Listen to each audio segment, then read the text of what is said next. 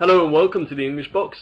Today we are going to talk about phrasal verbs with the verb to take. I'm going to introduce you to these phrasal verbs using a story. My story is called Jim the Player. Now Jim took after his father. He took up football when he was 6 and took to it immediately. The coach would show him what to do and he would just take it in. He was taken on by a first division team when he was 18, and after just 2 years he took over the captaincy. His career took off, and he soon took up the opportunity to take on the very best with Manchester United in the Premier League. For a few years he took teams apart with his silky skills, but he was young and naive and too easily taken in by the glamorous lifestyle of big money and fast cars. Too much time was taken up taking people out. He felt he had to take flight somehow. He jumped in a plane and took off to a Caribbean island where he was taken in by a rehabilitation clinic, where he took to another patient, Amy Beerhouse, and they lived happily ever after. So you will have seen a number of different phrasal verbs with take there in that story, but what do they all mean? Well, with to take after, this means to resemble or to be similar to somebody. For example, he takes after his father more than his mother, so his looks and his personality are more similar to his father's than his mother's. The next one, to take up. To take up can mean to start a new hobby, to accept something, or to occupy space and time. So I took up football means I started playing football. I took up a job means I accepted a job. And our example here, I took up ballroom dancing, I started ballroom dancing, but it took up too much of my time, so I didn't have time for other things. To take to something or to take to someone, to be naturally good at something or to like someone immediately. For example, she really took to learning Spanish after her holiday in Valladolid. So she started liking it or she started learning it after her holiday.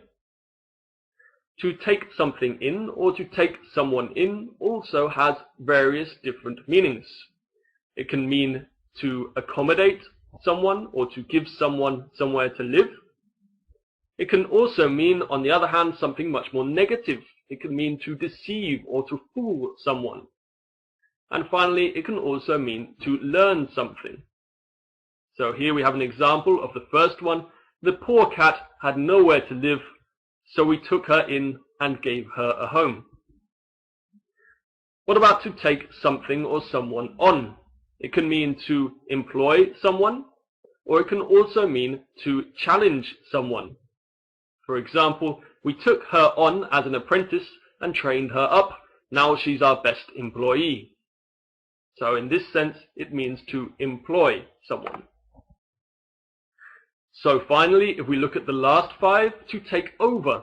To take over means to conquer something or someone and assume responsibility and control. So when my old boss left, they promoted me and I took over his position. Now I'm earning loads of dosh. So in this case, it means to assume responsibility or control of a particular position. To take off can mean to remove. For example, to take off your coat. Can also mean to start to fly. So the aeroplane takes off into the sky. Or it can mean to become successful. So fingers crossed, the English Box will one day take off, that it will become successful one day. To take something apart means to dismantle. For example, when I was a kid, I used to take motors apart and then rebuild them. So I broke them all up into pieces and then I put it back together again.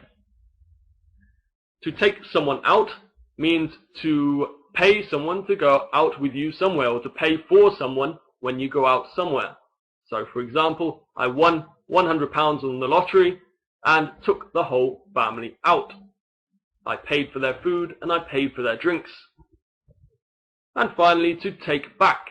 This can mean to return an item at a shop that you're not happy with, for example, or it can be to retract a comment, to take something back that you said.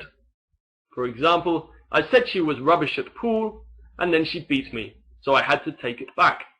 She really made me eat my words. I retracted the comment. Okay, that brings us to the end of the video. If you like the video, then subscribe or like it. And if you'd like to see more videos on phrasal verbs, click on the respective tab for use, catch, turn, come, look, or bring. And there are many, many, many more to come. So watch this space. Thanks for watching, and bye-bye.